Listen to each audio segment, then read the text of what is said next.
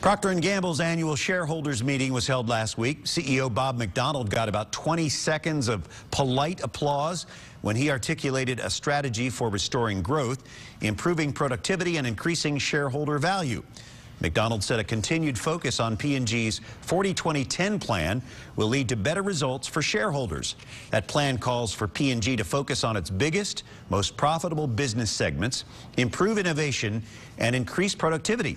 The company has faced increased investor criticism because its stock performance has lagged behind peer companies, and P&G has lost share in some of its key markets.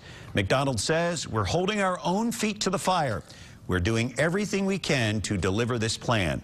If we do that, we expect shareholder return to increase." P&G shareholders have a big reason to root for Republicans in this next election. GOP lawmakers are seen as more likely to grant a tax holiday for repatriated corporate profits. That could mean billions in tax savings for Cincinnati-based consumer products P&G.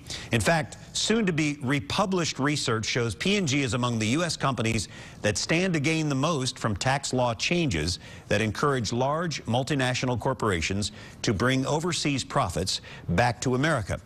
Business Courier senior reporter Dan Monk wrote this story in the print edition. He is joined by the editor of the Business Courier, Rob Dahlmeyer. Gentlemen.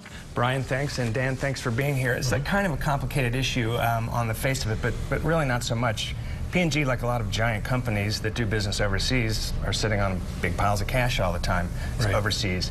What could happen, or why is this in the news right now, and why are we talking about P&G in this way? Well, what could happen is that P&G has $39 billion in foreign profits that they've accumulated by competing in 180 countries all over the world.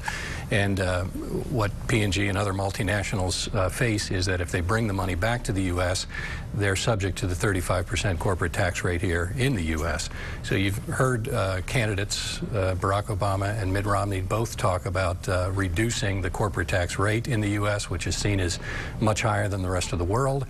And there's also talk of this tax holiday that would allow companies to bring their foreign profits home at a lesser tax rate. Now, for P&G, 35% of $39 billion is $13 billion. So theoretically, it could be a huge tax savings. And the last time repatriation happened, there was a tax holiday in 2004.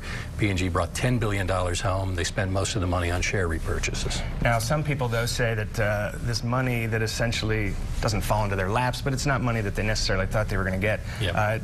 Does it create jobs? Do we know if it creates jobs? There's been a lot of research on that topic, and the answer is probably no, it doesn't. Most companies use it to pay dividends or to buy back shares. They just use it as excess cash.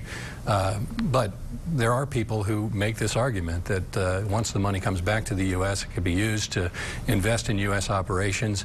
And Obama's plan includes some incentives in order to give companies bigger breaks if they actually invest in the U.S. One of those cases where the candidates do have very clearly defined differing positions on this, so we'll have to see what happens next month. Indeed. Dan, thanks for being here.